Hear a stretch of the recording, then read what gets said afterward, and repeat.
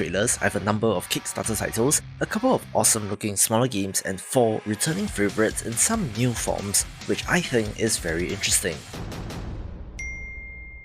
Let's begin with Grim Horde, a pixel art action roguelite that is capitalizing and evolving the trend set by Vampire Survivors.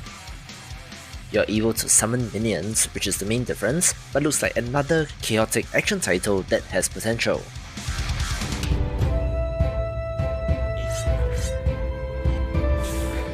The developer of In Entrum did reach out, and having taken a look, I thought I'll help give this small German team of 3 developers a little boost.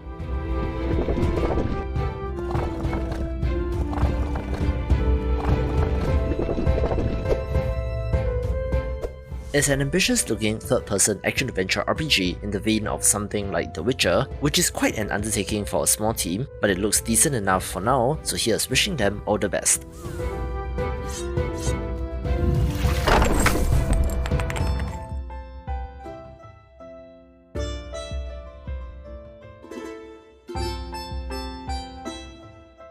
Our first Kickstarter title of interest in this video is unfortunately Ninja, a very classically designed pixel art point-and-click adventure game with a ninja theme.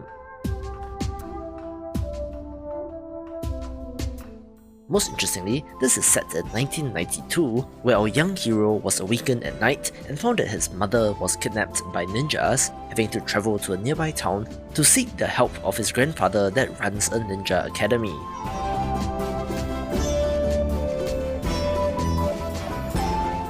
This is of course heavily inspired by the LucasArts adventure games like Monkey Island, where the recent news of its revival has perhaps sparked more interest in this genre, so it is quite a good time to be launching this campaign. It is a full-on Scum Engine title, where you have 9 actions to interact with the world, having a dose of humour as well, with writing that seems pretty good. Also, apparently this developer is 42 years old and has always wanted to make a game like this, so if it's done well, could have quite the story.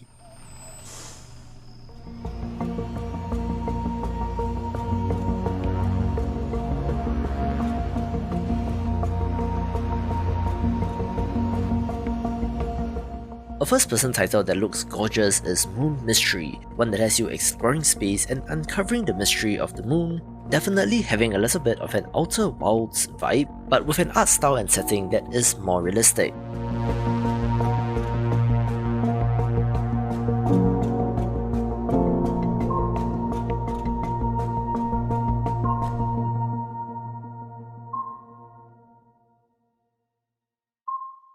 There is an AI for the moon base that you'll be talking to for most of the game, working together to figure out this mystery.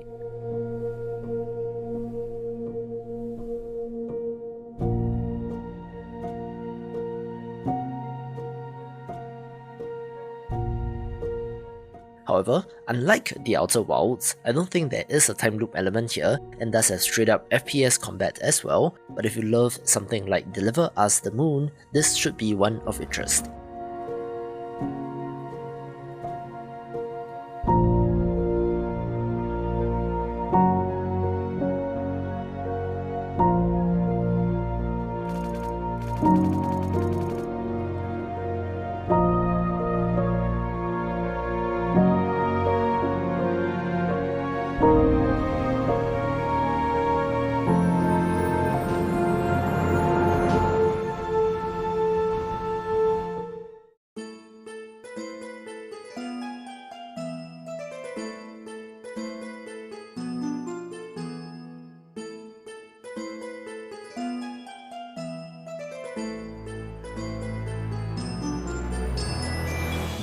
The second Kickstarter title of interest is Gremlin's Tale, a third-person action-adventure monster taming game that I have showcased before, but its Kickstarter campaign is live, so do check it out.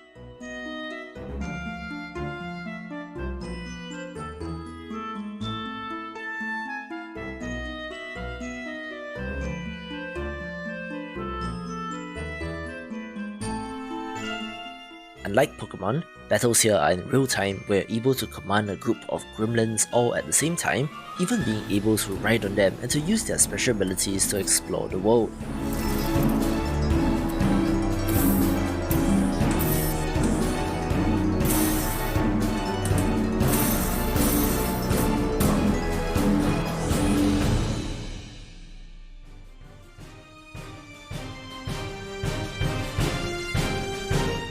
To be honest, the environments in this do look a little muddy, but I'll attribute that to the stage of development and lack of polish.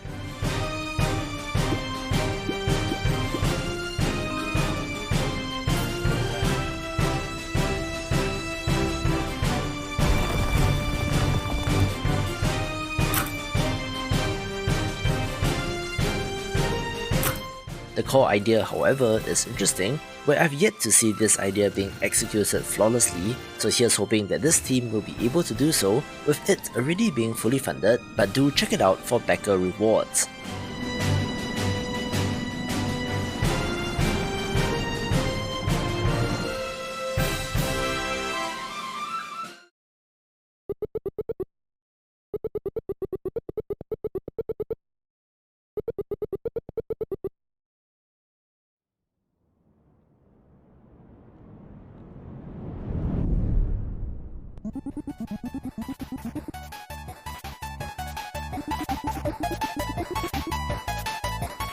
I have a soft spot for Japanese-styled RPGs, so of course, video game fables got my attention, but if the opening seconds of this trailer are anything to go by, it looks like we are in for a meta-adventure with clever ideas.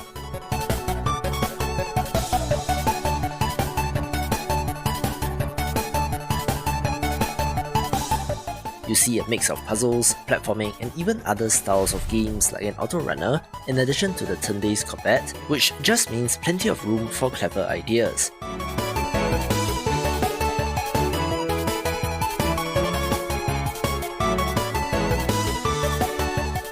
Granted, it's not the most visually amazing title, but the sprites do work for a game like this.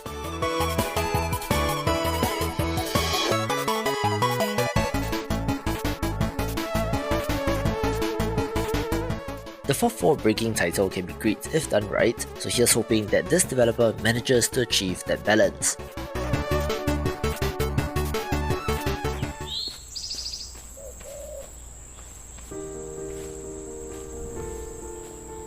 Long ago, you brought peace to the Catlins. You restored the balance. Now, your colony needs you once more. Our final Kickstarter title is Cattail's Wildwood Story, the sequel to an excellent game from 2017, where this trailer is fantastically done and has already raised more than 4 times its target, so enjoy this trailer.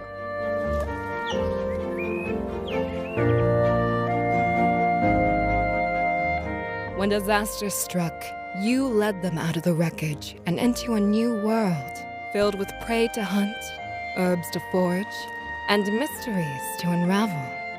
Our new home, the Wildwood, has everything a cat could need to live a bountiful life. What we cannot find in the forest, we will use our paws to nurture and grow. Together, we can build a new place for all cats who seek opportunity and adventure. They will come from far and wide to join us when they see what a wondrous home you've created in the wilderness.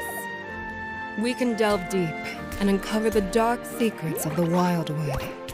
It'll take a lot of hard work, but when we band together, there is nothing that can stop us. Along the way, you might even make a new friend.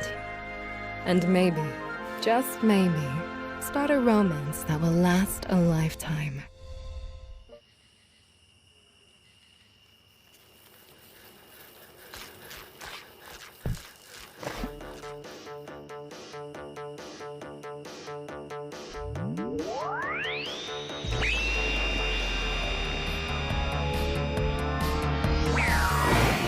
Let's kick off the top 3 with Kingdom 80s, one that is supposed to be a side-scrolling strategy title like the other games in the Kingdom series, but is set in the 1980s, which is a far cry from the high fantasy settings used in the past, making me very intrigued indeed.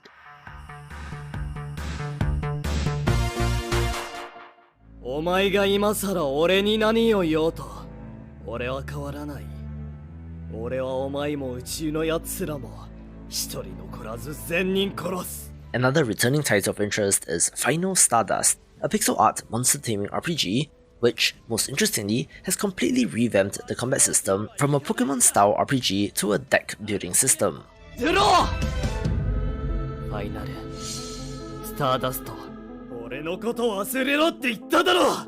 てめえは一体何がしてんだよ。なんで俺にそこまで断る？兄貴だからだ。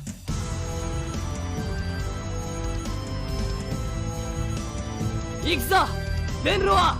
I know. Some of you may be sighing right now, since deck building isn't the most popular gameplay mechanic, but since I've been tracking this game for a little bit, it's interesting to see how this has changed in development. The Japanese voice acting is on point as well, with decent art, monster designs and overworld exploration, telling a story of twin brothers on a path of good versus evil, so if you love monster taming games like me, do drop this a wishlist. これで茶番も終わりだ。